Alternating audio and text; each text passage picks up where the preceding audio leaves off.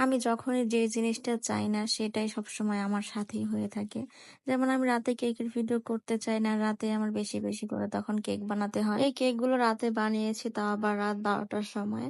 যেহেতু আমার রিপিট কাস্টমারের অর্ডার ছিল, কাস্টমার ২ টা কেক একসাথে আমার কাছে অর্ডার করেছিল। একটা ছিল ভ্যানিলা স্পঞ্জ কেক আর একটা চকলেট স্পঞ্জ কেক। এটা ছিল চকলেট স্পঞ্জ কেক ১ পাউন্ডের মধ্যে। ২ টাই ছিল ১ পাউন্ড করে। আমার এক কলেজ ফ্রেন্ড আমার কাছ থেকে কেক নেয়। ও সবসময় আমার কাছ থেকে কেক নেয়। কিন্তু একটু কথা বলে মানে প্রাইস যেহেতু কেকের বেড়ে গেছে, সব ঠিকঠাক করতে, করতে প্রায় ২০ মিনিটের মতো লেগেছে আরকি। মানে যেহেতু ফ্রেন্ড মানুষ আর কেকের দাম তো কমাতেই হবে তার কাছে। মানে তার কথা সেটা। কিন্তু আমি তো আর এত বেশি কমিয়ে তাকে দিতে পারব না। কারণ আমারও তো এত কষ্ট করে যেহেতু বানাবো। আর ও চেয়েছিল কেকটা পরের দিন বিকালে। তারপর আমি রাতে বানিয়ে রাখার কারণ হচ্ছে আমি পরের দিন হসপিটালে গিয়েছিলাম। আমার হসপিটালে যাওয়ার ডেট ছিল। এজন্য অনেক সকালে গিয়েছিলাম। রাতেই এজন্য কেকগুলো করে রাখতে হয়েছে আমার। তারপর এখানে আমি ফুল কেকটা ভালোভাবে ফিনিশিং করে নিচ্ছি। তো কেকের ডিজাইনগুলো আমারই আগের করা ডিজাইন দেখে ও পিক পাঠিয়েছিল। দিনের আলোতে দেখবেন কেকের ভিডিওগুলো যত সুন্দর হয়, রাতে কিন্তু তেমন সুন্দর হয় না।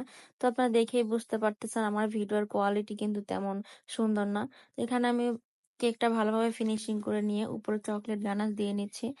চকলেটটা অনেক পরিমাণে দিয়েছিলাম। আর দেওয়ার সাথে সাথেই একদম সেট হয়ে গিয়েছিল। চকলেট গানাশটাও একদম ঠান্ডা হয়ে গিয়েছিল। আপনারা চেষ্টা করবেন ডার্ক চকলেট গানাশ যখন কেকের উপর এপ্লাই করবেন, গানাশটা যাতে হালকা কুসুম গরম থাকে আর কেকটা যাতে একদম ঠান্ডা থাকে।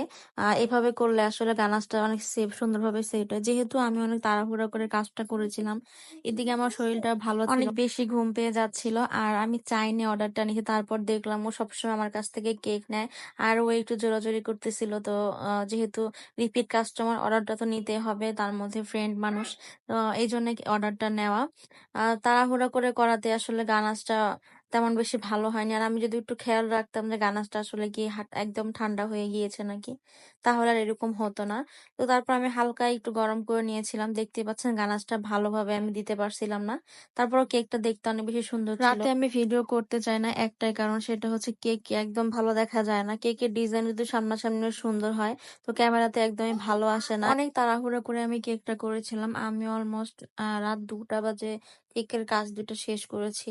তো এখানে যেহেতু ২ পাউন্ডের কেক যদি একসাথে থাকতো তাহলে এত টাইম লাগতো না। যেহেতু আলাদা, আলাদা ডেকোরেশন করতেও কিন্তু সময়টা লাগে।